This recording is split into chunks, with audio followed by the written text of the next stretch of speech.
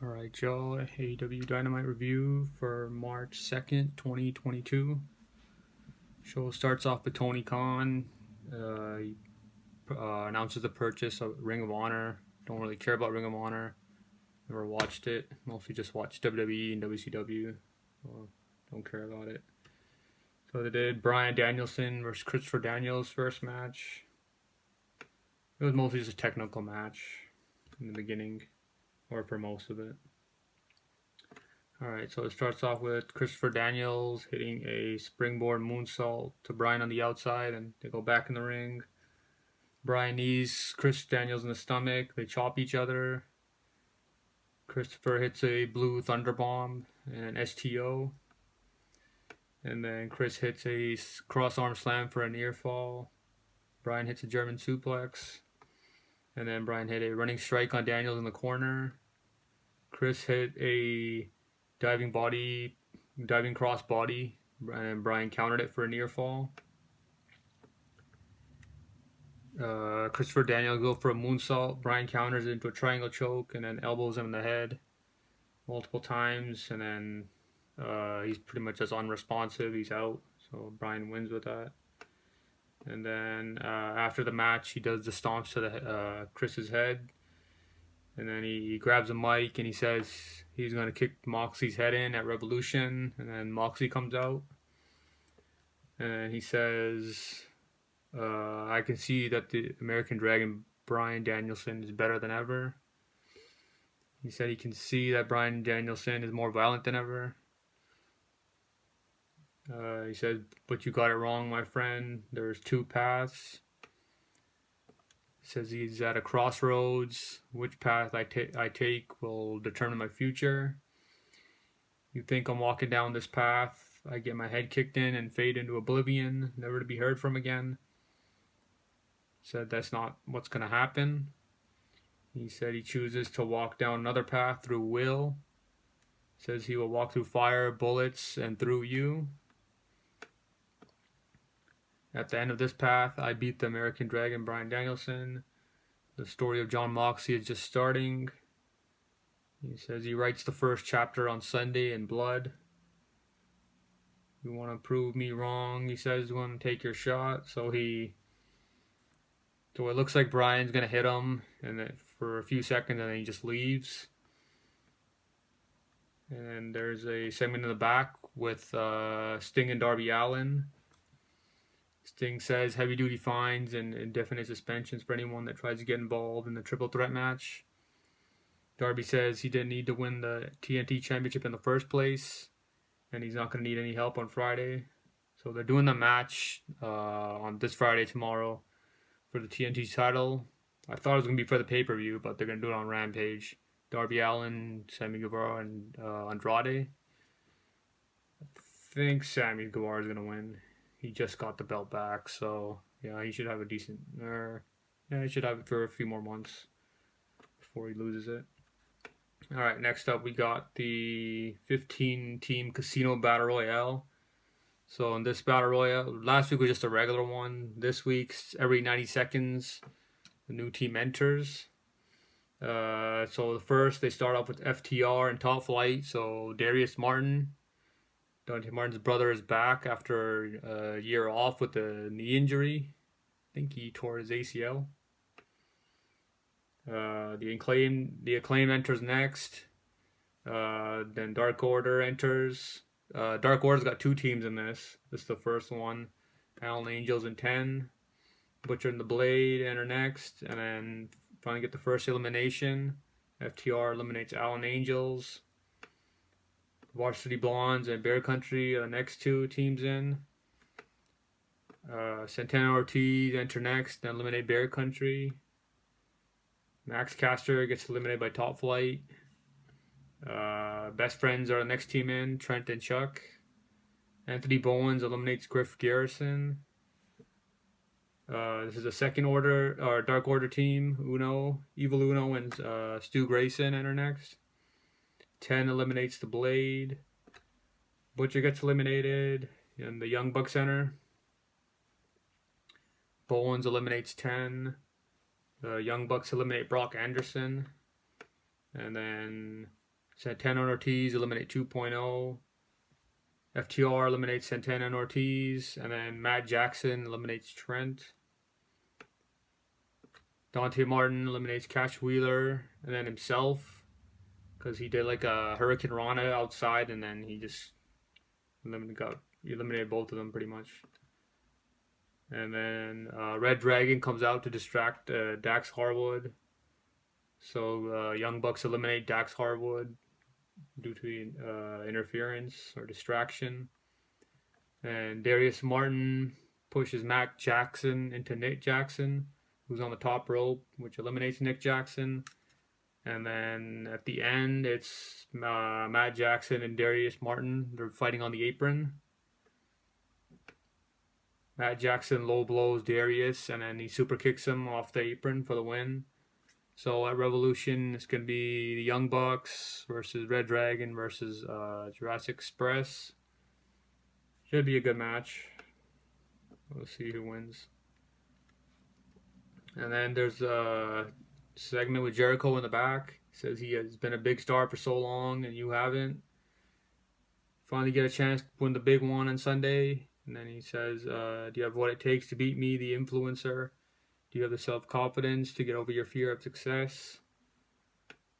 And then after he's done talking, Santana and Ortiz show up, and then they just fist bump. So not sure if they're going to get back together in a circle, or they're going to help Eddie Kingston maybe win on Sunday. All right, so we got CM Punk segment. He says he used to wake up in the morning, look in the mirror, ask himself, am I the bad guy? Says he never really had an answer. I don't believe that everyone thinks they are the bad guy in every story. He says he was certain that Max was the bad guy. What Max did last week for him to bare his soul like that. He said it thinks it takes courage that he didn't think he had. He spoke about a lot of important things. Says he can't shake the feeling of the fact he is being gaslit. I think Max is lying. He believes those things happen to him. But his questions lie in his sincerity. Punk doesn't know if it matters. He says there's a famous picture of him and Steve Austin on the internet. After much lesser man framed him as somebody who took his ball and went home. Says he didn't get mad at the world and lash out and do horrible things. He said he saw Max knock out legendary D. Malenko, who's suffering Parkinson's. He listened to Max bury Brian Pillman Jr.'s father, Brian Pillman, in his hometown. And he had to sit back and watch Max say terrible things about Darby Allin's uncle. And then he says, when I came here, Max stood in front of me when he was introducing me into himself. Stuck his hand out, and Punk didn't shake his hand. He said everybody has to take responsibility for their own actions. I don't think there's anything that I can say that's going to be more impactful than something that I can do. He tells Max to come out to have a conversation. So Max comes out, and then Punk says he used to be you, so full of hate. And then he starts saying things about some personal things from his past. He says he poured alcohol into an alcoholic's throat. He covered a legendary wrestler in the ashes of his dead manager. That was back before WrestleMania 28 or 29, I can't remember. But that was before the New York one. He's talking about The Undertaker and Paul Bearer. He mocked a wrestler's addiction until he lost his job. He's talking about, obviously, Jeff Hardy. They had a feud in WWE. I think it was 08, 09, around there. He says, all that haze is not going to keep you warm. It's going to burn you up. My respect isn't given, it is earned. He says, this is bigger than wrestling. He says, this is about the 11-year-old watching at home, and he looks up to you the same way you looked up to me. Don't know if an 11-year-old is looking up to MJF. He says he looked himself in the mirror and asked, are you the good guy? Punk puts his hand out and Max hugs him, and then Punk hugs him back, and then Max low blows him. He takes his collared shirt off, and then underneath he's wearing a T-shirt of the when Max met Punk for an autograph session when he was younger. That photo that Punk took out, or he showed a couple weeks ago, of him and a young MJF. And then Wardlow and Sean Spears come out. Wardlow gives Max a diamond ring. He punches him with it and busts him open. And then Sean Spears puts a dog collar around Punk's neck with a chain. And then it's over the top rope, and then Punk's like on the outside standing. And then Max grabs a mic. He says, "You stupid old man, I'm a snake. The greatest trick the devil ever pulled was convincing the world he doesn't exist." And he says, "This Sunday, I'm going to show you that I am the devil himself." And then Spears starts yanking on the chain, pulling it. And then Sting and Darby Allin come out, and then that's pretty much it for that segment. Very good segment. They had the best thing on the show all night. 2 weeks in a row now, so this is the match I'm looking forward to the most, the Revolution. Alright, so next up we got Keith Lee, segment in the back. And then right when he's about to talk, Ricky Starks and Will Hobbs show up. Starks says Rampage is Starks' country. Starks says if you show up on Rampage, you may not make it to Revolution. So I think Keith Lee's got a match. They never said who the opponent is, though, on Rampage tomorrow. So I guess we'll see who he fights. Next up, we got Britt Baker and Jamie Hayter versus Thunder Rosa and Mercedes Martinez. Martinez hits a T-bone suplex on Hayter. Baker super kicks Martinez for a near fall. Rosa and Baker exchange punches, and then Rosa hits a Death Valley driver. Jamie Hayter breaks it up, and then Thunder Rosa hits a slam on... Yeah, she hit a slam on Baker for the win. And then next up, we got Wardlow versus Cesar Bononi.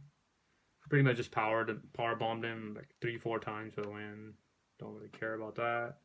And then Spears tries to hit Bononi with the chair. Wardlow grabs the chair. So they have like a stare down. And then it looks like Wardlow might hit him, but then, or one of them might hit each other, and then Spears just walks away. Got scared of Wardlow. And then the segment in the back, Wardlow and Sean Spears and MJF. MJF says, "I heard you got a little perturbed with Spears." He says if you win the face of the Revolution ladder match and beat the TNT champion, he will let him keep the TNT title. And then MJF says, besides, it's not like you're going to win anyways, so I'm just trying to piss him off even more. And then Wardlow claps back at him. He says, "It's because I'm too busy making sure you're winning." And then MJF slaps him. And then Max says, "You aren't a professional wrestler. You're my bodyguard. You don't work for AEW. You work for me." He says, "If I were you, I would not mistake my kindness for weakness." And he says, "Your family will be out on the street." So Wardlow, I think he could help Punk win. I think that's going to happen. And then, yeah, so this was another good segment. And hopefully it doesn't take, or Wardlow should win the ladder match. And then, yeah, he'll probably get the TNT title next from Sammy Guevara. Alright, so we got the main event. Bobby Fish, Kyle O'Reilly, Adam Cole versus Adam Page, John Silver, and Alex Reynolds. Page hits a suplex on Bobby Fish for a near fall. Back from commercial break. Page hits a clothesline on Fish, who's standing on the apron. Page hits a fallaway slam on Kyle. And then Page hit a powerbomb for a near fall on O'Reilly. Adam Page hit a clothesline on Kyle O'Reilly, and then Cole tags in, and then Page and Cole exchange punches. Adam Page hits a clothesline on Cole. Cole hits a super kick. Cole hits a running knee strike to the back of Reynolds' head for the win. Page goes for the buckshot lariat, but Bobby Fish kicks Page's legs when he's about to do it. And then Fish and O'Reilly, they tape Adam Page's hands to the ropes. Adam Cole super kicks Hangman Page, and then Cole tells Page, "Your title belongs to me," and he puts the title on his shoulder to end the show. It was an okay show. It was 2 good segments with MJF and Punk, or 1 segment between MJF, Punk, and then the one in the back with Wardlow and MJF. The matches weren't really that good. Maybe the Battle Royal was decent, but yeah, the first match with Bryan and Christopher Daniels was really boring. Yeah, that was just an okay show. All right, see ya.